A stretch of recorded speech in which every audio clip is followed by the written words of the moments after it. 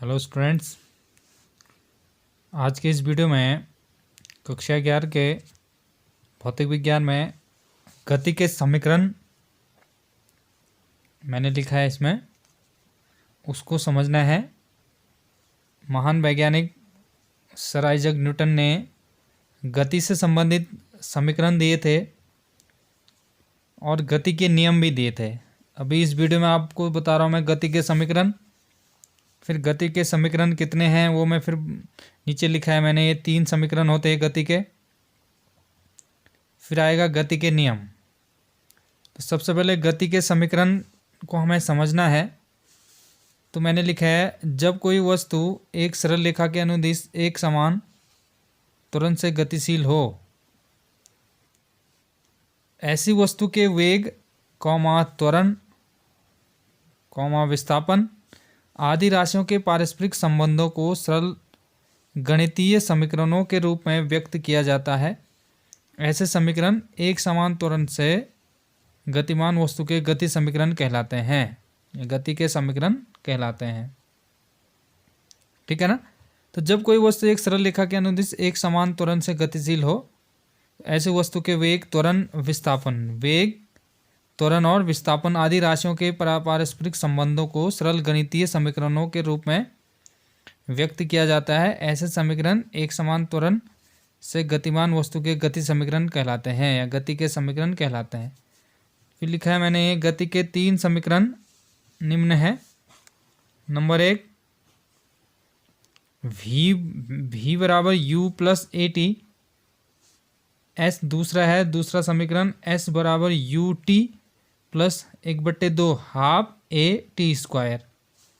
तीसरा समीकरण v square बराबर u स्क्वायर प्लस 2as, ठीक है।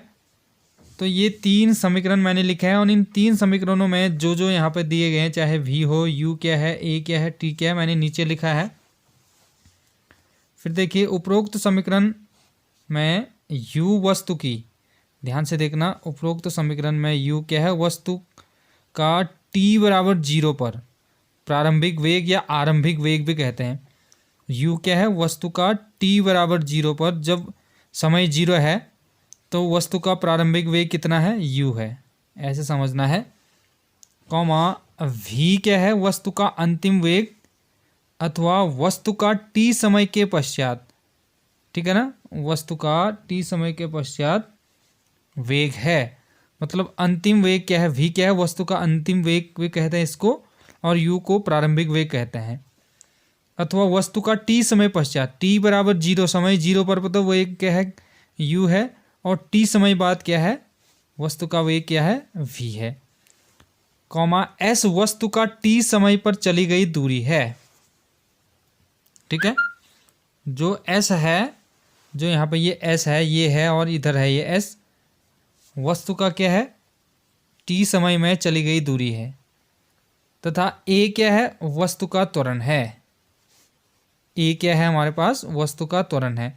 तो ये सारी चीज़ें मैंने बता दिया। t क्या है, समय है, u क्या है, प्रारंभिक वेग है, v है अंतिम वेग, s क्या है, चली गई दूरी, वस्तु द्वारा चली गई दूरी है। तो ये 3 समीकरणों को मैंने यहाँ पे बता रखा है। ये 3 समीकरण आपको याद रखने हैं। कौन कौन से समीकरण है, v बराबर u plus a t, s बराबर u t plus half a t square, v square बराबर यू स्क्वायर प्लस 2as। तो जब हम अगले वीडियो में आएंगे उसमें हम इन तीनों समीकरणों को ग्राफी विधि से और इन तीनों समीकरणों को गणितीय विधि से हल करेंगे, प्रूफ करेंगे, ठीक है। तो आज की इस वीडियो में मैंने गति के समीकरण बताए हैं। इन समीकरणों को अच्छे से समझेंगे वीडियो को देख के और अपनी फेयर कॉपी में इसको नोट करेंगे।